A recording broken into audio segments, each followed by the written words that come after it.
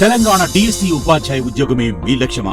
రాష్ట్రంలోనే పుస్తకాలు మరియు ఆన్లైన్ రంగంలో అగ్రగామి అయినటువంటి S&S publications DSC 2024 SGT live mentorship programme ను కేవలం 2499 రూపాయలు మాత్రమే. ఈ ఆఫర్ కేవలం 3 రోజులు మాత్రమే. లైవ్ మెంటర్షిప్ జాయిన్ అవ్వడానికి S పబ్లికేషన్స్ యాప్ ని డౌన్లోడ్ చేసుకోండి. Contact 8070557777 and 9032064822.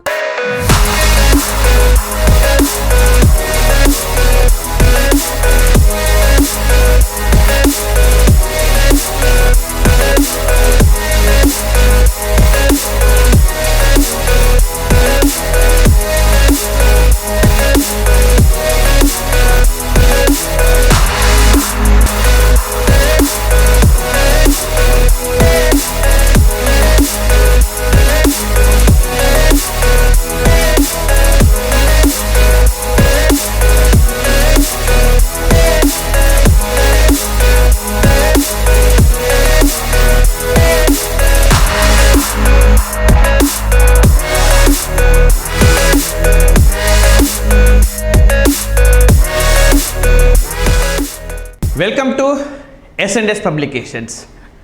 ఈ మధ్య కాలంలో వస్తున్న ఎగ్జామినేషన్స్లో కరెంట్ అఫైర్స్ బేస్డ్ జీకే అంటే జనరల్ నాలెడ్జ్ కూడా కీలక పాత్ర పోషిస్తుంది.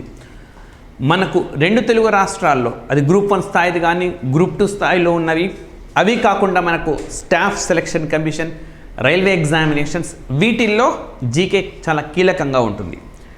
కరెంట్ అఫైర్స్లో వచ్చిన అంశాలను జనరల్ నాలెడ్జ్ ఎక్కువగా అడుగుతున్నారు. మీకు బెస్ట్ ఎగ్జాంపుల్ ఫిబ్రవరి 25వ తేదీన మనకు ఆంధ్రప్రదేశ్లో జరిగిన గ్రూప్ 2 ఎగ్జామినేషన్లో ఒక మ్యూజియం ఎక్కడ ఉంది అని చెప్పి అడిగారు. ఐస్లాండ్ అన్నమాట.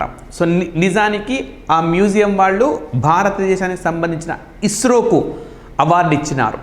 సో ఇది కేవలం నేను చెప్పింది ఒక ఎగ్జాంపుల్ మాత్రమే. చాలా ఎగ్జాంపుల్స్ ఇట్లాంటివి ఉన్నాయి. స్టేట్మెంట్ల రూపంలో జీకేని ఫోకస్ చేయడం. ఈ నేపథ్యంలో S&S ఆస్పిరెంట్స్ కోసము కరెంట్ అఫైర్స్ నుంచి జీకే అంశాలను తీసి ప్రత్యేకంగా ఒక సెషన్లో అందించాలి అని చెప్పి, సో ఇది మనం క్రమం తప్పకుండా ప్రతి న్యూస్ ఇష్యూకు సంబంధించిన జీకే పాయింట్ మీకు అందిస్తుంది. సో ఫిక్స్డ్గా ఒక డేట్ అంటూ కాకుండా అది S&S వీలును బట్టి మీకు అందిస్తూ ఉంటాం. సో దయచేసి వీడియోని అందరూ లైక్ చేయండి, షేర్ చేయండి, సబ్స్క్రైబ్ చేసుకునేవంటే సబ్స్క్రైబ్ కూడా చేసుకోండి. మనం సబ్జెక్ట్లోకి వెళ్ళిపోదాం. సో ఇటీవల జరిగిన కరెంట్ అఫైర్స్ ఇష్యూస్లో నుంచే మనం జీకే పాయింట్స్ తీసుకొని మీకు అందిస్తాం. సో పనామా దేశము మనకు ఇంటర్నేషనల్ సోలార్ అలయన్స్లో సభ్యత్వాన్ని పొందింది. ఈ విధంగా సభ్యత్వాన్ని పొందిన 97వ దేశం ఇది. 96వ దేశం హంగేరీ, 95వ దేశం చీలీ. ఇలా మరి 94, 93 ఒకటి దాకా వెళ్ళకూడదు. సో లేటెస్ట్ గుర్తుపెట్టుకుంటే సరిపోతుంది. సో మనం ఇందులో పనామా గురించి కొంత సమాచారము, ఇంటర్నేషనల్ సోలార్ అలయన్స్కి సంబంధించిన కొంత సమాచారాన్ని తెలుసుకుందాం. మరి ఇంటర్నేషనల్ సోలార్ అలయన్స్ దీని ప్రధాన కేంద్రం మనకు గురుగ్రామ్లో ఉన్నది. ప్రస్తుతం దీనికి డైరెక్టర్ జనరల్గా అజయ్ మాథుర్ ఉన్నారు. అండ్ మరి ఈ ఇంటర్నేషనల్ సోలార్ అలయన్స్ ఏర్పాటుకు ఎక్కడ బీజం పడింది అనంటే మనకు 21వ కాన్ఫరెన్స్ ఆఫ్ పార్టీస్ 2021. సో మనకు లాస్ట్ ఇయర్ ఈ కాన్ఫరెన్స్ ఆఫ్ పార్టీస్ సదస్సు యునైటెడ్ అరబ్ ఎమిరేట్స్లో కూడా జరిగింది.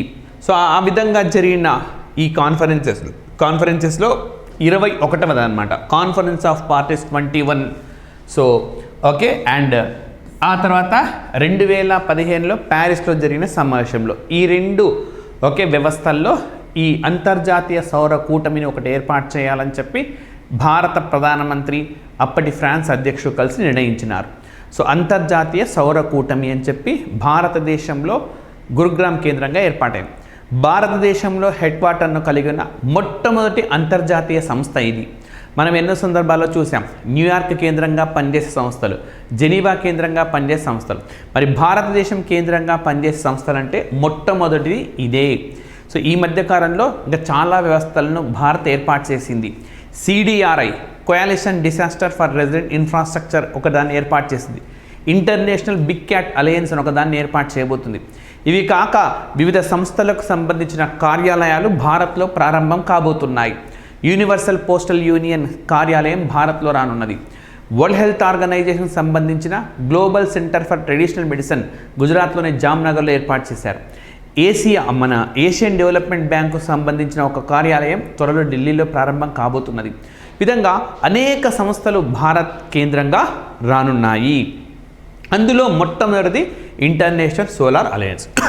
మరి ఇందులో ప్రారంభంలో ఎవరెవరు సభ్యత్వాన్ని కలిగి ఉన్నారు అంటే tropic of cancer and tropic of Capricorn మధ్యలో ఉన్నవాళ్ళు, అంటే కర్కాటక రేఖ మకర రేఖ మధ్యలో విస్తరించిన దేశాలు. సో మీకు ఇక్కడ చాలా అంశాలు చెప్తాను. ఇది భూమధ్య రేఖ అయితే ఇక్కడ మనకు కర్కాటక రేఖ మకర రేఖ. సో 23.5 లైన్స్ ఇవి. ఉత్తరార్ధగోళంలో ఇది 23.5 లైన్ అండ్ దక్షిణార్ధగోళంలో ఇది 23.5 లైన్. ఈ మధ్యలో ఉన్న దేశాలు మాత్రమే సభ్యత్వాన్ని ఇచ్చినారు. కానీ 2021 జనవరి 8వ తేదీన ఈ నిబంధనను సవరించి ఎవరికైనా ఇస్తున్నారు. మరి ప్రారంభంలో ఈ దేశాలకే ఎందుకు ఇచ్చినారు అంటే ఈ దేశాలు మాత్రమే సౌరశక్తిని వినియోగించుకునే స్థాయిలో ఉంటాయి. ఈ ప్రాంతానికి ఆవల ఉండే దేశాలు సౌరశక్తిని వినియోగించుకోలేవు. ఆ ఉద్దేశంతో దీన్ని ఈ దేశాలకు పరిమితం చేశారు సభ్యత్వాన్ని. తర్వాత ఫండింగ్ ప్రాబ్లమ్స్ వచ్చి అన్ని దేశాలకు సభ్యత్వం అనేది ఇస్తున్నారు. రైట్ అండ్ ఓకే, సో చాలా ఇంపార్టెంట్. మరి భారతదేశంలో ఈ ట్రోపిక్ ఆఫ్ క్యాన్సర్ అంటే కర్కాటక రేఖ అనేది 8 రాష్ట్రాల గుండా ప్రయాణిస్తూ ఉంటుంది. సో ఆ రాష్ట్రాలు ఏంటి అలా అడుగుతారు. లైక్ సో గుజరాత్ రాష్ట్రము, రాజస్థాన్ రాష్ట్రము, మధ్యప్రదేశ్ రాష్ట్రము, ఛత్తీస్గఢ్, అదేవిధంగా మనకు జార్ఖండ్, వెస్ట్ బెంగాల్, త్రిపుర, మిజోరం. ఈ విధంగా 8 రాష్ట్రాల గుండా ప్రయాణిస్తూ ఉంటుంది. ఇక్కడ ఒక కీలకమైన అంశాన్ని చెప్తాను. ఉజ్జయిన్ అనే నగరం గుండా ఇది ప్రయాణిస్తూ ఉంటుంది. సో మధ్యప్రదేశ్లో ఉజ్జయిన్ అనే నగరం గుండా కూడా ఇది ప్రయాణిస్తుంది. ఈ ఉజ్జయిన్ అనే నగరం ఇటీవలి కాలంలో మనకు 2 అంశాల రీత్యా వార్తల్లో ఉంది. ప్రపంచంలోనే మొట్టమొదటి వేదిక్ క్లాక్ అంటే వేదాల్లో పేర్కొన్న సంఖ్యాశాస్త్రం ఆధారంగా పనిచేసే గడియారం ఒకదాన్ని ఉజ్జయిన్ నగరంలో ప్రపంచంలోనే తొలిసారిగా ఏర్పాటు చేశారు. నిజానికి 2 years బ్యాక్ ప్రకటన చేశారు, ఇప్పుడు అది అందుబాటులోకి వచ్చింది. సో వేదిక్ క్లాక్గా చెప్పుకోవచ్చు. అదేవిధంగా ఇదే ఉజ్జయిన్లో ప్రసాదం అని చెప్పి భారతదేశంలో మొట్టమొదటి హైజీన్ ఫుడ్ సెంటర్ అన్నమాట. పూర్తి స్థాయిలో ఆరోగ్యవంతంగా ఉండేలా ఒక టిఫిన్ సెంటర్ లాంటిది ప్రారంభించినారు. నిజానికి భారతదేశంలో ఈ చాలా టిఫిన్ సెంటర్స్లో శుచి శుభ్రత అనేది ఉండదు. సో అందుకని ప్రభుత్వం ఏం చేసింది, 100 కోట్లు కేటాయించింది. 100 కోట్లు రాష్ట్రానికి కొన్ని కేంద్రాలు ఏర్పాటు చేయబోతున్నది. సో 2 తెలుగు రాష్ట్రాలకు 8 మంజూరు చేశారు. తెలంగాణలో 4, ఆంధ్రప్రదేశ్లో 4. సో ఏం చేస్తారంటే హోటల్ నడిపే వాళ్లకు శిక్షణ ఇస్తారు. మీరు ఎలాంటి పదార్థాలు వాడాలి, మీరు పదే అవే నూనె వాడుతున్నారనుకోండి, ప్రజలపై పడే ఆరోగ్యం ఏంటి, రైట్, ఇలాంటివన్నీ వాళ్ళకు నచ్చచెప్పి శుచి శుభ్రత ఉండేలా చూస్తారనమాట.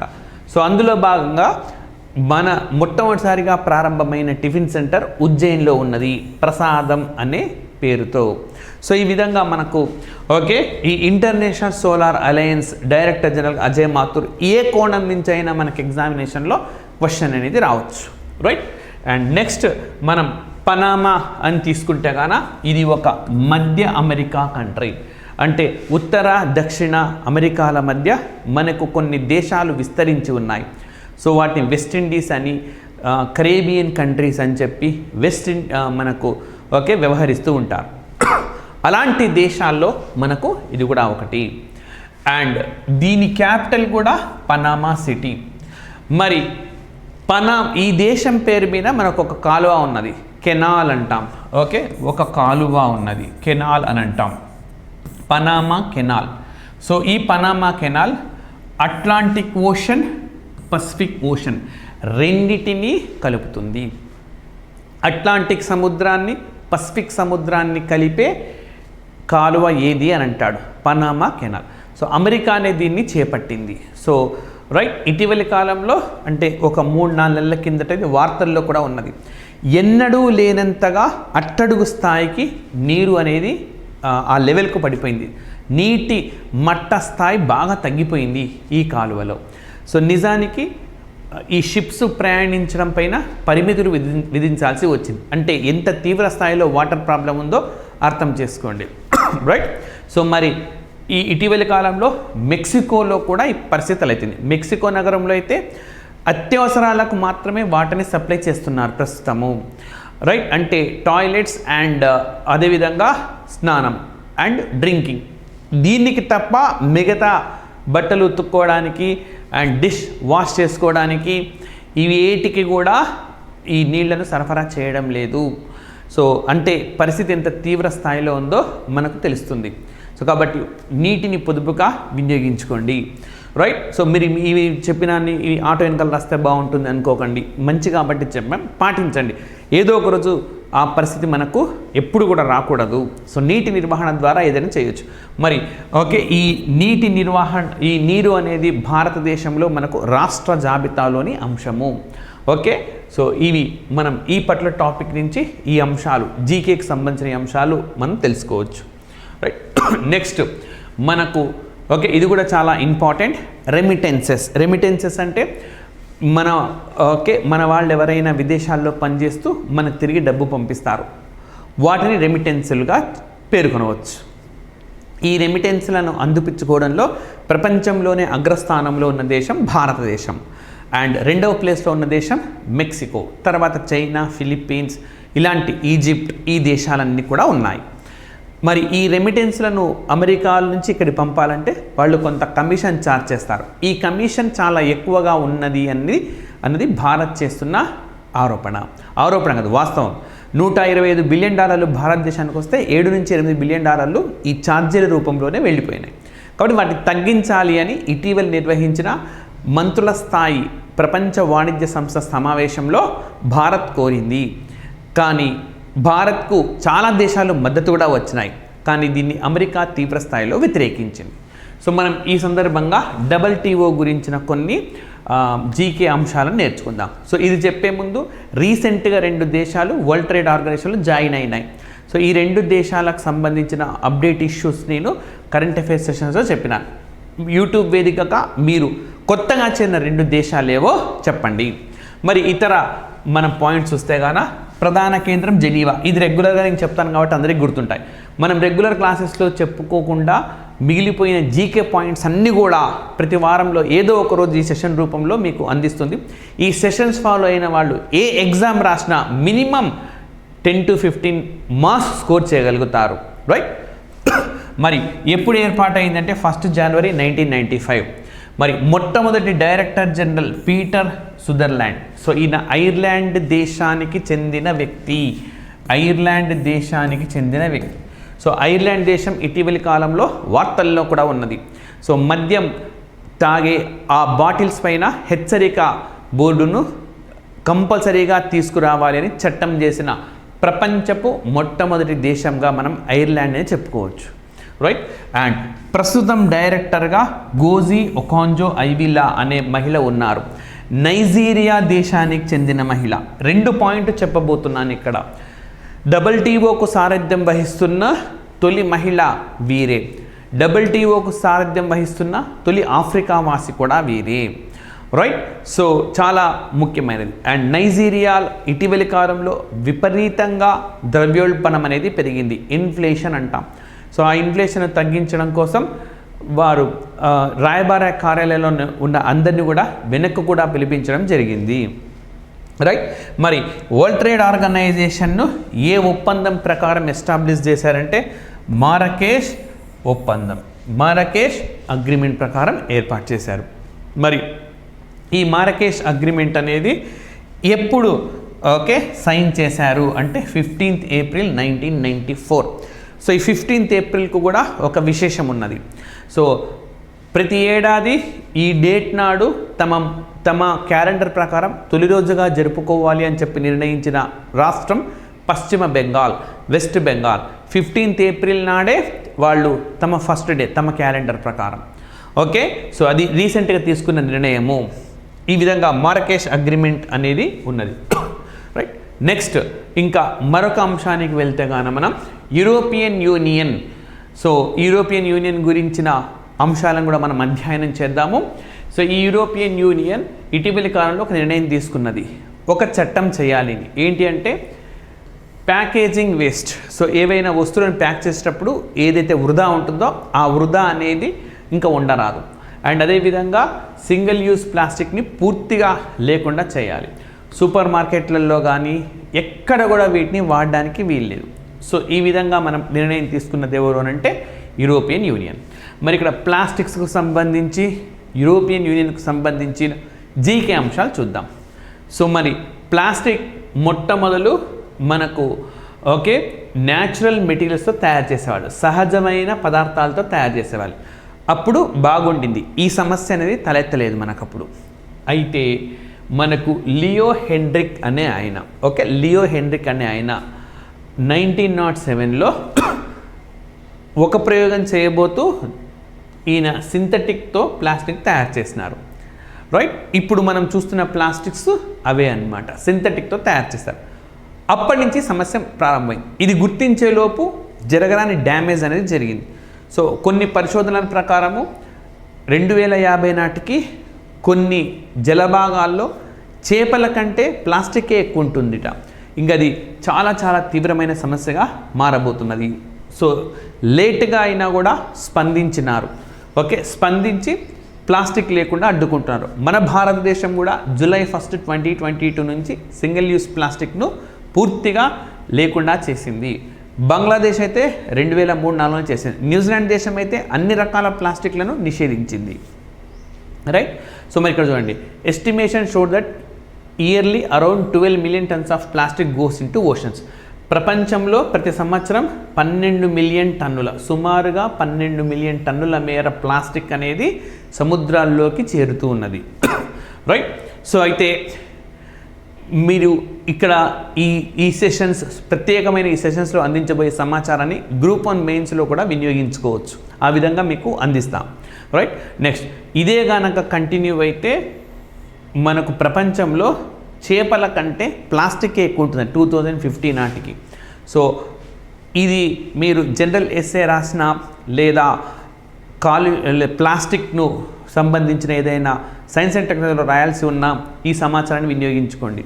2000 పరిశోధనల ప్రకారం 2050 నాటికి చేపలకు మించి ప్లాస్టిక్ ఉంటుందని పరిశోధనలు తెలియజేస్తున్నాయి. ఈ నేపథ్యంలో ప్లాస్టిక్ను అరికట్టడానికి ఈ చర్యలు తీసుకోవాలి. ఆ విధంగా మీరు ప్లాస్టిక్ వల్ల చాలా ఘోరం జరుగుతుంది, ప్లాస్టిక్ వల్ల జలభాగాలు వృధా అవుతాయి, ఇట్లాంటివి రాయడం వల్ల మార్కుల్లో డేటా, సో తక్కువ ప్లేస్లో ఎక్కువ డేటా ప్రొడ్యూస్ చేయాలి మనము. సో అందుకోసం అని చెప్పి ఇలాంటి సెషన్స్ వల్ల మీకు అలాంటి సమాచారం కూడా అందిస్తాం. రైట్, సో మనం నెక్స్ట్ ఇష్యూస్కి వెళ్ళే ముందు Telangana state DSC school assistant 2024 మనకు ఎగ్జామ్స్ని ఎగ్జామ్స్ అడ్డా యాప్లో అందుబాటులోకి తెచ్చింది ఎస్ఎన్ఎస్ పబ్లికేషన్స్. 120 డేస్ పాటు ఇది మీరు ఎగ్జామ్స్ రాసేందుకు వీలుంటుంది. 499 రూపీస్. సో 120 డేస్ అంటే 4 మంత్సే కదా, 4 నెలల పాటు మీకు ఇది వ్యాలిడిటీ ఉంటుంది. ఓకే, మార్చి 13 నుంచి ఇది ప్రారంభమవుతుంది. అండ్ అదేవిధంగా మనకు టీఎస్డిఎస్సి స్కూల్ అసిస్టెంట్ 2024 ఇది మనకు ఓకే మ్యాథ్స్కి సంబంధించింది 90 రోజుల పాటు మీకు అందుబాటులో ఉంటుంది. Same 499 rupees. అదేవిధంగా మనకు ఎస్జిటి ఆల్ సబ్జెక్ట్స్ 499 రూపీస్కి 90 డేస్ పాటు మీరు ఎగ్జామ్ అనేది రాయవచ్చు. అండ్ అదేవిధంగా డిఎస్సి ఎస్జిటి మెంటర్షిప్ ప్రోగ్రామ్ మనకు లైవ్ క్లాసెస్ ఎస్ఎన్ఎస్ యాప్లో 2499 రూపీస్కే అందిస్తూ ఉన్నారు. అండ్ అదేవిధంగా ఓకే నెక్స్ట్ ఇష్యూస్కు గాన మనం వెళ్తే ఓకే ఈ ప్లాస్టిక్కు సంబంధించిందే. Since 1 July 2022 India has banned manufacture, import, stocking, distribution, sale and use of single use plastic. So single use ప్లాస్టిక్కు సంబంధించిన తయారీ కానీ వాటిని స్టాక్ చేసుకోవడం, నిల్వ చేసుకోవడం అన్నీ భారతదేశం రద్దు చేసింది. సో జూలై 1 అనగానే మనందరికి తెలిసిందే national doctors day, chartered accountants day, SBI day. Okay, దాంతోపాటు ఇది కూడా మనకు ముఖ్యమైనది. రైట్, అండ్ ఇవి చాలా చాలా ముఖ్యమైనవి. ప్లాస్టిక్ మేనేజ్మెంట్కి సంబంధించి 21లో 22లో భారతదేశము కొన్ని చట్టాలను చేసింది, అంటే గతంలోని చట్టాలకు సవరణ చేసింది. సో ప్రతి యాస్పిరెంట్ వీటి పట్ల అవగాహన కలిగి ఉండాలి. సో మరి plastic waste management amendment rules 2021 ప్రకారము మనకు సింగిల్ యూస్ ప్లాస్టిక్ని 2022 నుంచి పూర్తిగా బ్యాన్ చేశాం. నెక్స్ట్ వచ్చేసి guidelines provided A framework to strengthen the circular economy of plastic wastage package waste. ఇక్కడ చాలా ఇంపార్టెంట్, 2022లో చేసిన సవరణలో ప్లాస్టిక్ సంబంధించి ఒక సర్క్యులర్ వ్యవస్థ, ఒక చక్రీయ ఆర్థిక వ్యవస్థను క్రియేట్ చేయాలి అని చెప్పి నిర్ణయించింది. చక్రీయ ఆర్థిక వ్యవస్థ అంటే ఏంటి? సో ఇందులో మళ్ళీ మనకు కాన్సెప్ట్స్ ఉన్నాయి, రైట్? ఫర్ ఎగ్జాంపుల్ ఇక్కడ ఇది ఒక హోల్సేల్ కంపెనీ, వీడు తప్పనిసరి ప్లాస్టిక్ తయారు చేయాల్సి ఉన్నది, వీడి పరిశ్రమ అనేది. సో వీడు రీటైలర్కు అమ్మాలి. ఈ రీటైలర్ అంటే మనం నిత్యం కొనుక్కునేది వీడి దగ్గరనే. ఈ రీటైలర్స్ హోల్సేల్ వాడి దగ్గర తెచ్చుకుంటారు. అండ్ వీళ్ళు వినియోగదారులకు అమ్ముతారు, మనకు అమ్ముతారు. వినియోగదారులు, కన్జ్యూమర్స్, ఓకే, కన్జ్యూమర్స్ అంటాం, రైట్? సో మరి హోల్సేల్ వాడు వీడికి అమ్మేటప్పుడు సే ఫర్ ఎగ్జాంపుల్ ఒక బాటిల్లో ఉండే జ్యూస్ 20 రూపీస్ అనుకోండి, ప్లస్ 10 రూపీస్ తీసుకొని 30 రూపీస్కు ఇస్తాడు. వీడు 30 రూపీస్ లాభాలన్నీ పోను ఒక 10 రూపీస్ ఎక్కువ వేసి ఇస్తాడు. వీడికి చెప్తాడు వినియోగదారుకి అమ్మే ముందు, బాటిల్ మళ్ళీ తిరిగి తెచ్చేయాలి కంపల్సరీ, అప్పుడే నీ డబ్బులు నీకు వస్తాయి. ఈ విధంగా వినియోగదారు దగ్గరికి వెళ్ళిన బాటిల్ మళ్ళీ తిరిగి వస్తుంది, రైట్? మళ్ళీ ఇక్కడ తిరిగి వస్తుంది. దీన్ని మళ్ళీ రీసైకిల్ చేయడం కానీ లేదా శాస్త్రీయ పద్ధతిలో దాన్ని డిస్మెంటిల్ కానీ చేస్తారు. అంటే బయట ఊరికల్లా పడిపోయే ఆ బాటిల్ మళ్ళీ ఒక ఎకానమీని క్రియేట్ చేస్తూ ఉన్నది, ఆర్థిక వ్యవస్థను సృష్టిస్తుంది. ఓకే, వృధాగా పడాల్సింది ఆర్థిక వ్యవస్థ. సో అలాంటి గైడ్లైన్స్ మనకు 2022లో వచ్చినాయి. ఓకే, సో ఇది రీసైకిల్ చేసారంటే మళ్ళీ అమ్మొచ్చు, మళ్ళీ ఆర్థిక వ్యవస్థను క్రియేట్ చేస్తూ ఉన్నది. ఓకే, సో ఆ విధంగా ఈ సిస్టమ్ అనేది ఎక్కడి నుంచి వచ్చిందంటే plastic waste management amendment rules 2022 నుంచి వచ్చింది మనకు. అండ్ దీన్ని ఎక్స్టెండెడ్ ప్రొడ్యూసర్స్ రెస్పాన్సిబిలిటీ, నేను ఈ కాన్సెప్ట్ ఏదైతే చెప్పినానో దాన్ని ఎక్స్టెండెడ్ ప్రొడ్యూసర్స్ రెస్పాన్సిబిలిటీ అంటారు. ఇలా కాకుండా కూడా మనకు ఉన్నాయి. అయితే భారతదేశంలో ఎక్స్టెండెడ్ ప్రొడ్యూసర్స్ రెస్పాన్సిబిలిటీని ప్రవేశపెట్టిన తొలి మున్సిపాలిటీ ఇండోర్ మున్సిపాలిటీ. ఈ ఇండోర్ మున్సిపాలిటీనే భారతదేశంలో మొట్టమొదటిసారిగా గ్రీన్ బాండ్స్ను కూడా ప్రవేశపెట్టింది. ఓకే, భారతదేశంలో CBDC సెంట్రల్ బ్యాంక్ డిజిటల్ కరెన్సీని యాక్సెప్ట్ చేసిన మొదటి మున్సిపాలిటీ పాట్నా మున్సిపాలిటీ. సో ఇక్కడికి రండి. ఫర్ ఎగ్జాంపుల్ ప్లాస్టిక్ కవర్ని తీసుకున్నాం, ఏదో షాప్లో కొన్నాం, వచ్చింది, దాన్ని పడేయకుండా మళ్ళీ దాని ద్వారా ఎకానమీని క్రియేట్ చేయవచ్చు. లైక్ ఏ విధంగా దాన్ని మరొకమైన పదార్థంగా మలిచి అమ్ముకోవచ్చు. ఈ విధంగా చక్రీయ ఆర్థిక వ్యవస్థలను సృష్టిస్తూ ఉన్నారు. ఆ తరహా నిబంధనలని మనకు 2022లో వచ్చినాయి. సో 2021లో వచ్చిన రూల్స్ ఏంటి, 2022లో వచ్చిన రూల్స్ ఏంటి, ఆ విధంగా కూడా అడగొచ్చు, రైట్? సో ఇవి కంపల్సరీగా గుర్తుపెట్టుకోండి. మరి ఇందులో యూరోపియన్ యూనియన్ అని ఒకటి చూసాం. దీనికి సంబంధించిన జీకే పాయింట్స్ కానీ మనం చూస్తే, యూరోపియన్ యూనియన్ అనేది 27 దేశాలతో ఏర్పడిన ఒక వ్యవస్థ, రైట్? అండ్ ఇందులో 19 దేశాలు యూరోని వినియోగిస్తాయి. నేరుగా అడగ క్వశ్చన్ మనకు, యూరోపియన్ యూనియన్లోని ఎన్ని దేశాలు యూరో అనే కామన్ కరెన్సీని వినియోగిస్తాయంటే 19 దేశాలు. అంటే 27 దేశాల్లో కేవలం 19 దేశాలు మాత్రమే యూరోని వినియోగిస్తాయి. మిగతా 8 దేశాలు యూరోను యాక్సెప్ట్ చేయవు. సో రేపు పొద్దున మనకు అలా కూడా అడగవచ్చు, యూరోలో యాక్సెప్ట్ కాని 8 కరెన్సీలు ఏవి అని. సో ఓకే, బల్గేరియా, క్రొయేషియా, చెక్ Republic, Denmark, Hungary, Poland, Romania, Sweden, ఇవన్నీ కూడా యూరోని యాక్సెప్ట్ చేయవు. సో స్వీడన్ ఇటీవల మనకు నాటోలో కూడా చేరి వార్తల్లో ఉన్నది. ఓకే, కాబట్టి గుర్తుపెట్టుకోవాల్సి ఉంటుంది. సో నోటిఫికేషన్ కూడా వెలువడింది ఇటీవలి కాలంలోనే, రైట్? అండ్ నెక్స్ట్ వచ్చేసి మనకు యూరోపియన్ యూనియన్ ఎప్పుడు ఎస్టాబ్లిష్ చేశారంటే 1993 నవంబర్ 1 నాడు ఏర్పాటు చేశారు. నవంబర్ 1 అంటే ఒకప్పుడు 2 తెలుగు ప్రాంతాలు కలిసి ఒక రాష్ట్రంగా ఏర్పడిన రోజు. అదే రోజు చాలా రాష్ట్రాలు ఏర్పడ్డాయి మనకు. ఓకే, సో 1993 నవంబర్లో అవి ఏర్పడ్డాయి. అండ్ మరి దీన్ని ఏర్పాటు చేయడానికి ఒప్పందం ఏంటంటే మాస్ట్రిట్స్ ట్రీటీ. సో యూరోపియన్ యూనియన్ అనేది ఏ ఒప్పందం ప్రకారం ఏర్పడిందంటే మాస్ట్రిక్ట్ ట్రీటీ. గతంలో మనకు తెలంగాణలో ఒక ఎగ్జామ్లో ICAO ఏ కన్వెన్షన్ ప్రకారం ఏర్పాటైందని అడిగారు, చికాగో కన్వెన్షన్. సో ఇవి ఎప్పుడు అడుగుతారో మనం స్పష్టంగా చెప్పలేం. ఎప్పుడు అడిగినా ఆన్సర్ చేసే విధంగా సన్నద్ధంగా ఉండాలి. మిమ్మల్ని ఆ సన్నద్ధత చేయడం కోసమే ఈ స్పెషల్ సెషన్స్ అన్నమాట. సో దయచేసి వీడియోని లైక్ చేయండి, షేర్ చేయండి, సబ్స్క్రైబ్ చేసుకునే వాళ్ళు సబ్స్క్రైబ్ చేసుకోండి, రైట్. అండ్ నెక్స్ట్, మరి ఈ యూరోపియన్ యూనియన్ ఇటీవలి కాలంలో బాగా వార్తల్లో ఉంది కాబట్టి ఈ పాయింట్ కూడా గుర్తుంచుకోండి. ఈ ఆర్గనైజేషన్కు 2012లో నోబెల్ శాంతి బహుమతి దక్కింది. సో యూరోపియన్ యూనియన్ భారతదేశంతో కార్బన్ బార్డర్ అడ్జస్ట్మెంట్ మెకానిజంతో వివాదంలో ఉంది కాబట్టి యూరోపియన్ యూనియన్ గురించిన కొంత సమాచారం మనకు ఉంటే మంచిది. And next, European court of justice, right. So దీన్ని మనకు ప్యారిస్ ఒప్పందం ప్రకారం 1952లో ఎస్టాబ్లిష్ చేశారు.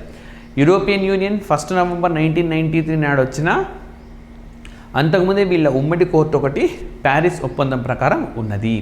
ఓకే, సో ఇది మనకు యూరోపియన్ యూనియన్కు సంబంధించింది. నెక్స్ట్ ఇంకొక వార్తాంశానికి వెళ్తున్నాను నేను. So Tian Shan mountains, okay, Tian Shan పర్వతాలు ఎక్కడ దేశంలో అంటే కిర్జికిస్తాన్ దేశంలో ఉన్నాయి. సో వీళ్ళు ఇక్కడ ఈ పర్వత శ్రేణిలో ఉండే గ్రామస్తులు ఒక కృత్రిమ హిమనీ నదం, ఆర్టిఫిషియల్ గ్లేషియర్ను ప్రారంభించినారు. కృత్రిమ హిమనీ నదము, రైట్. సో దేనికి సంబంధించి అంటే మనకు కరువు బారిన పడిన గ్రామస్తులను ఇది రక్షిస్తుంది. లైక్ ఏం లేదు, ఎండాకాలంలో వేగంగా కరుగుతాయి, అలా కరుగు వెళ్తున్న వాటర్ని ఒడిసిపట్టి ప్లెయిన్ ఏరియాలోకి తరలించి నిల్వ చేయడం. ఇలా నిల్వ చేయడం మనకు శీతలకాలం రాగానే అది కూడా ఒక హిమనీ నదంగా గ్లేషియర్గా మారేలా అవసరమైన చర్యలు తీసుకోవడం. సో అది గ్లేషియర్గా మారి ఉండిపోతుంది. తక్కువ టెంపరేచర్ ఉన్నప్పుడు గ్లేషియర్గా ఉండిపోతుంది. మరి టెంపరేచర్ పెరిగినప్పుడు మళ్ళీ ఆ గ్లేషియర్ కరుగుతుంది. కరిగినప్పుడు ఇప్పుడు నీళ్లు అంటే నీటిని నిల్వ చేసుకోకుండా మనం నీటిని గ్లేషియర్గా మార్చినాం, ఐస్గా మార్చినాం. అవసరమైనప్పుడు ఎండ ద్వారా అది కరిగినప్పుడు వాటర్ వస్తుంది. ఎండాకాలంలోనే ఈ వాటర్ అవసరం అవుతుంది. సో మరి ఈ టియాన్ షాన్ మౌంటైన్స్ గురించిన కొన్ని జీకే పాయింట్స్ చూద్దాము. సో ఇవి మధ్య ఆసియాలో ఉండే ఒక పర్వత శ్రేణి. సో నేరుగా అడుగుతారు, వార్తల్లో ఉంది కాబట్టి టియాన్ షాన్ ఎక్కడ కనిపిస్తుంది అని చెప్పి, మధ్య ఆసియాలో. మరి ఈ శ్రేణిలో అత్యంత ఎత్తులో ఉండే మౌంటైన్ టియాన్ షాన్లో victory peak. So victory peak ఇట్లా అడగవచ్చు, విక్టరీ పీక్ లేదా విక్టరీ పర్వతం అన్నది ఏ శ్రేణిలో అత్యంత ఎత్తైన పర్వతము అని, టియాన్ షాన్ మౌంటైన్స్లో. మరి ఈ విక్టరీ పీక్ ఇంకొక పేరు ఏమున్నది అంటే జంగిష్ చోక్సు, రైట్. జంగిష్ చోక్సు అని పేరున్నది.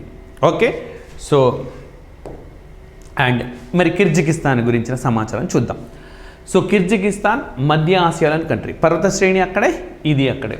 ఇది ఒక భూపరివేష్టిత దేశం, ల్యాండ్ లాక్డ్ కంట్రీ. సో భూపరివేష్టిత దేశం అంటే తీరం అనేది ఉండదు. సో మనకు ప్రపంచంలోనే అతిపెద్ద భూపరివేష్టిత దేశం కజకస్తాన్.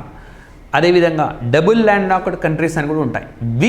భూపరివేష్టిత దేశాలు అంటే ఒక దేశం చుట్టూ దేశాలు, ఆ దేశాల చుట్టూ కూడా దేశాలు, వాటి కూడా తీరం ఉండదు. సో ఆ విధంగా మనకు ప్రపంచంలోనే 2 ఉన్నాయి, ఒకటి ఉజ్బెకిస్తాన్, 2 లిసెస్టైన్.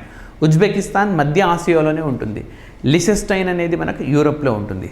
ఉజ్బెకిస్తాన్ పెద్దది, లిసెస్టైన్ చిన్నది. ఓకే, సో మరి ఈ దేశం ఎప్పుడు మనకు ఇండిపెండెంట్ అయింది అంటే 1991లో. ఈ కిర్జికిస్తాన్ అనే దేశం మన దేశంతో కన్జార్ అనే పేరుతోటి విన్యాసం కూడా నిర్వహిస్తుంది. ఈ 2024లో హిమాచల్ ప్రదేశ్లోని బక్లో అనే ప్రాంతంలో ఈ విన్యాసం కూడా జరిగింది, రైట్. కాబట్టి గుర్తుపెట్టుకోవాలి. మరి కిర్జికిస్తాన్ క్యాపిటల్ మనకు బిష్కేక్. ఓకే, సో చాలా ఇంపార్టెంట్. అండ్ నెక్స్ట్ అంశము మీథేన్ సాట్, రైట్. దీన్ని స్పేస్ ఫాల్కాన్ 9 రాకెట్ను ఉపయోగించి ప్రయోగించింది. సో మనం ఇందులో మీథేన్ అనే అంశం గురించి, స్పేస్ గురించిన జీకే పాయింట్స్ చూద్దాం. సో మీథేన్ చాలా చాలా ఇంపార్టెంట్, మనకు సైన్స్లో వస్తుంది, జిఎస్లో భాగంగా వస్తుంది. అండ్ మరి ఇది ఒక గ్రీన్ హౌస్ గ్యాస్ అంటే హరిత వాయు ఉద్గారం. ఇది హరిత వాయు ఉద్గారం, రైట్. ఇది కనిపించదు. అండ్ ఇది చూడండి, Faasil fuel operations account for 40% of all human caused methane emissions. Right. So ఇది ఎక్కడి నుంచి వస్తుంది, ఈ మీథేన్ ఎక్కడి నుంచి వెలువడుతుందంటే ఫాజిల్ ఫ్యూయల్ ఆపరేషన్స్, అంటే శిలాజ ఇంధనాలను మండించడం వల్ల. శిలాజ ఇంధనాలను మండించడం వల్ల 40% మేర మీథేన్ ఉద్గారాలు ఉన్నాయి. అంటే 100 యూనిట్ల మీథేన్ బయటికి వస్తే శిలాజ ఇంధనాలను మండించడం వల్లనే 40% వస్తున్నాయి. శిలాజ ఇంధనాలను మండించకుంటే 40% ఎమిషన్స్ రావు. ప్రకృతికి చాలా మేలు జరుగుతుంది. రేపొద్దున మీరు ఎస్ఏ రాసేటప్పుడు 100% ఉపయోగించుకోవాలి. ఎస్ఏ కావచ్చు, సైన్స్ అండ్ టెక్నాలజీ కావచ్చు. మానవ చర్యల వల్ల ఏ విధంగా కాలుష్యం పెరుగుతుంది అనగానే చాలామంది ఏం రాస్తారు, మానవుల చర్య వల్ల ఈ శిలాజ ఇంధనాలను మండించడం వల్ల మీథేన్ విడుదలవుతుంది. అక్కడ అది స్టేట్మెంట్ పర్ఫెక్ట్ కరెక్ట్, కానీ ఇట్లా రాయండి, శిలాజ ఇంధనాలు మండించడం వల్ల 40% మేర మీథేన్ వాయువులు విడుదలవుతున్నాయి. చూడండి, ఆ పాయింట్ ఈ పాయింట్ ఇక్కడ పక్కా ఇంత శాతం అని చెప్తున్నాం, అక్కడ వేగ్ స్టేట్మెంట్ ఇచ్చినాం. సో ఇక్కడ మీకు ప్రతి క్వశ్చన్కి ½ మార్క్ పెరుగుతూ పోతే అల్టిమేట్గా మీ ఫైనల్ స్కోర్లో పెద్ద మార్పు కనపడుతుంది. రైట్. సో ఆ విధంగా మీ ఈ సోర్స్ను ఆధారంగా చూడవచ్చు. అండ్ అదేవిధంగా వార్మ్స్ ఎర్త్, భూతాపాన్ని కలిగిస్తుంది, భూమిని వేడి చేస్తుంది. రైట్. మరి భూమిని వేడి చేయడంలో మొదటి స్థానంలో ఉన్నది కార్బన్ డైఆక్సైడ్ అయితే రెండవ స్థానంలో ఉన్నది మనకు మీథేన్. సో మనకి ఇట్లా అడగవచ్చు క్వశ్చన్, ఈ భూమికి వేడి అవుతున్న వాటిల్లో ప్రధాన కారణమైంది ప్రస్తుతం కార్బన్ డైఆక్సైడ్, సెకండ్ మీథేన్. అయితే ఐక్యరాజ్య సమితి పర్యావరణ కార్యక్రమం అంటే కెన్యాలోని నైరోబీ కేంద్రంగా పనిచేసే యునైటెడ్ నేషన్స్ ఎన్వైర్న్మెంట్ ప్రోగ్రామ్ వాళ్ళు ఏమంటున్నారు, సో మనకు 20 సంవత్సరాలలో మీథేన్ ఉద్గారాలు 80% మేర పెరగబోతున్నాయి. అంటే ఇంకొక 20 సంవత్సరాల్లో భూతాపానికి ప్రధాన కారణం మనకు మీథేన్ కానున్నది, కార్బన్ డైఆక్సైడ్ ప్లేస్ను రీప్లేస్ చేయనున్నది. రైట్. సో ఇది కూడా చాలా చాలా ముఖ్యమైనది. ఈ పాయింట్స్ రెండింటిని కలిపి మంచి స్టేట్మెంట్ని మీరు రాసుకోండి. ప్రస్తుతం ప్రపంచంలో శిలాజ ఇంధనాలు మండించడం వల్ల 40% మేర మీథేన్ ఉద్గారాలు వెలువడుతున్నాయి. సో ఈ మీథేన్ అనేది భూతాపానికి కారణాల్లో 2వ స్థానంలో ఉంది.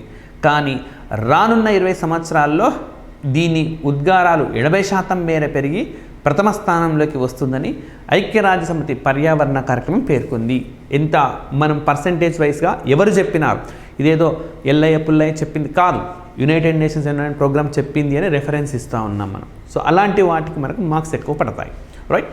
నెక్స్ట్ మరి చాలా చాలా ఇంపార్టెంట్ గ్లోబల్ మీథేన్ ప్లెడ్జ్. ఈసారి ఐదర్ ఆంధ్రప్రదేశ్ ఆర్ తెలంగాణలో గ్రూప్ 1 ప్రిలిమ్స్లో రాదగ్గ క్వశ్చన్ ఇది. గ్లోబల్ మీథేన్ ప్లెడ్జ్ 150కి పైగా దేశాలు సంతకం చేసినాయి. సో మీ మీథేన్ ఇంత మేర తగ్గిస్తాము అని చెప్పినాయి. ఓకే. సో 2030 నాటికి 30% తగ్గిస్తాయని చెప్పినాయి. ఏ స్థాయికి అంటే 2020 స్థాయికి గ్లోబల్ మీథేన్ ప్లెడ్జ్. అయితే భారతదేశం దీన్ని తిరస్కరించి, అంటే నేను సంతకం చేయనండి, మీరు తగ్గించండి సంతోషం, కానీ నేను సంతకం చేయను అని చెప్పింది. రేపొద్దున మనకు రాబోయే క్వశ్చన్ ఏంటి అంటే గ్లోబల్ మీథేన్ ప్లెడ్జ్లో భారత్ ఏ కారణంతో సంతకం చేయలేదు అని అడుగుతాడు. సో కారణం నెంబర్ 1, భారతదేశం మీథేన్ మండించడం అన్నది అత్యవసరాలకు మాత్రమే చేస్తుంది తప్ప ఇది లగ్జరీ అంటే విలాసాలకు చేయడం లేదు. విలాసాలకు చేస్తే తగ్గించేవాళ్ళం, విలాసాలకు చేయడం లేదు. వ్యవసాయం చేస్తున్నాం మనం, వ్యవసాయంలో కొంతమేర మనకు రిలీజ్ అవుతుంది. సో అది వ్యవసాయం మానలేం కదా, ఆహార భద్రతకు చాలా ఇంపార్టెంట్. సుస్థిరాభివృద్ధి లక్ష్యాలు ఆహార భద్రత మనకు అది కూడా ఉన్నది కదా, అది కూడా చూడాలి. రెండవ పాయింట్ ఏంటి అని అంటే మనకు జంతువుల ఇంటెస్టైన్, సో అంటే మనకు జీర్ణాశయం నుంచి రిలీజ్ అవుతుంది. సో అది కూడా మనం ఆపలేము. ఓకే. సో ఈ 2 కారణాలు భారత్ చెప్పింది. రైట్. మా దేశంలో లగ్జరీస్కు గాను మేము విడుదల చేసి ఉంటే ఖచ్చితంగా మేము చర్య తీసుకునేవాళ్ళం, కానీ ఎక్కడ కూడా లగ్జరీ అనే పాయింట్ లేదు ఇక్కడ అని చెప్పుకోవచ్చు. సో సుస్థిరాభివృద్ధి లక్ష్యాల సాధనలో భారత్ చేస్తున్న కృషిలో మనం ఇది కూడా వినియోగించుకోవచ్చు అన్నమాట సమాచారాన్ని. ఓకే. సో గ్లోబల్ మీథేన్ ప్లెడ్జ్కు సంబంధించింది. మరి స్పేస్ ఎక్స్. సో స్పేస్ ఎక్స్ని ఎలాన్ మస్క్ 2002లో ఈయన స్థాపించినారు. సో ఇటీవలే ఈ ట్విట్టర్ను పర్చేస్ చేశారు, దాని లోగో కూడా మార్చారు. ఆ పవర్ అండ్ స్పేస్లో మనకి ఎక్స్ వచ్చింది. And company provides space transport services, అంతరిక్ష ప్రయాణానికి సంబంధించిన సేవలను ప్రభుత్వానికి, ప్రైవేట్ కంపెనీలకు, అందరికీ ఎవరికైనా అందిస్తుంది అన్నమాట. ఓకే, సో ఈ విధంగా మనకు స్పేస్ ఎక్స్ గురించిన సమాచారం. అండ్ నెక్స్ట్ చాలా చాలా ముఖ్యం, భారత ప్రభుత్వము కృత్రిమ మేధా మిషన్ ఒకదాన్ని ప్రకటించింది, ఆర్టిఫిషియల్ ఇంటెలిజెన్స్. ఈ ఇటీవలి కాలంలో పెద్ద ఎత్తున మనకు వార్తల్లో ఉన్నది ఆర్టిఫిషియల్ ఇంటెలిజెన్స్. సో ఈ ఆర్టిఫిషియల్ ఇంటెలిజెన్స్కి సంబంధించి ప్రపంచంలో మొదటి ప్రకటన మనకు బ్లెట్స్లీ డిక్లరేషన్. భారతదేశంలో కూడా ఏఐ పెద్ద ఎత్తున ప్రభావం చూపుతూ ఉంది. మరి దీనికి సంబంధించిన జీకే బిట్స్ కానీ మనం చూస్తే, ఏఐ ఈ ఆర్టిఫిషియల్ ఇంటెలిజెన్స్ లేదా కృత్రిమ మేధ అన్న పదాన్ని ఎవరు కాయిన్ చేశారని అడతాడు. జాన్ మెకర్తీ దీన్ని కాయిన్ చేసినారనమాట. సో ఆయన డార్మౌత్ కాన్ఫరెన్స్ అనే సమావేశంలో మ్యాసచ్యూట్స్ ఇన్స్టిట్యూట్ ఆఫ్ టెక్నాలజీ వాళ్ళు ఏర్పాటు చేసిన ఒక డార్ట్మౌత్ అనే సదస్సులో మొదటిసారిగా కృత్రిమ మేధ అని చెప్పి ఒక పదాన్ని ఆయన కాయిన్ చేశారు. అంటే ఆ పదాన్ని ఆయన వినియోగించినారు అని అర్థం. ఇంత వార్తల్లో ఉంది కాబట్టి ఏఐ రేపొద్దున అడగవచ్చు, ఏఐ అన్న పదాన్ని మొట్టమొదటిగా యూజ్ చేసిన వాళ్ళు. ఎన్నో సందర్భాల్లో అడిగారు మనకు ఈ పదాన్ని ఎవరు వినియోగించినారు అని చెప్పి. ఓకే, సో చాలా చాలా ముఖ్యమైనది. అండ్ బ్లెట్స్లీ డిక్లరేషన్, సో ఆల్రెడీ చెప్పినాను, కృత్రిమ మేధకు సంబంధించిన మొట్టమొదటిది. అండ్ భారతదేశం నేషనల్ ఏఐ పోర్టల్ను 2020లో లాంచ్ చేసింది. అంటే కృత్రిమ మేధకు సంబంధించి ఒక పోర్టల్ని భారతదేశం 2020లో తెచ్చింది. మరి ఈ ఏఐ పోర్టల్ను ministry of electronics and IT, national e governance division, NASSCOM, software వ్యవస్థలన్నిటికి సంబంధించిన సంస్థ అది నాస్కామ్, వీళ్ళందరూ కలిసి ఎస్టాబ్లిష్ చేశారు. అండ్ భారతదేశంలో కృత్రిమ మేధ సూపర్ కంప్యూటర్ ఏది అని అంటే ఐరావత్. ఏఐ రీసెర్చ్ అనాలసిస్ అలా వస్తుంది మనకు. అండ్ ఏఐ ఫాస్టెస్ట్ కంప్యూటర్లో ప్రపంచంలోనే 75వ స్థానంలో ఉన్నది మనకు Airavat. Okay, so AI research analysis and మనకు నాలెడ్జ్ అసిమిలేషన్ అని చెప్పుకోవచ్చు అనమాట ఇది. సో చాలా ఇంపార్టెంట్ ఐరావత్ అని చెప్పి. ఐరావత్ వార్తల్లో ఉంది ఏంటి అట్లా అడుగుతారు. భారతదేశంలో కృత్రిమ మేధ పైన ఒక super computer, right. And next Karnataka రాష్ట్రం ఇటీవలి కాలంలో ఒక బిల్లును ఆమోదించింది. సో యాక్చువల్గా ఈ బిల్లును శాసనసభ ఏదైతే ఉందో శాసన మండలి తిరస్కరించింది. అయితే మళ్ళీ శాసనసభ ఈ బిల్లును పాస్ చేసినందుకు ఇంకా శాసన మండలి ఆమోదించాల్సిందే. అయినా ఆమోదించకున్నా అది గవర్నర్ దగ్గరికి వెళ్ళిపోతుంది. సో కర్ణాటక శాసనసభ ఆమోదించిన బిల్లు ఇది ఏం చేస్తుంది అంటే దేవాలయాల నుంచి 5% పన్నును వసూలు చేస్తుంది.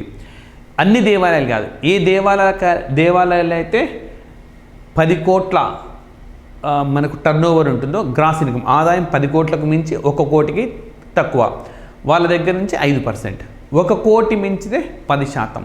సో దీన్ని తీసుకొని మనకు నిధిని క్రియేట్ చేస్తారు. సో ఇది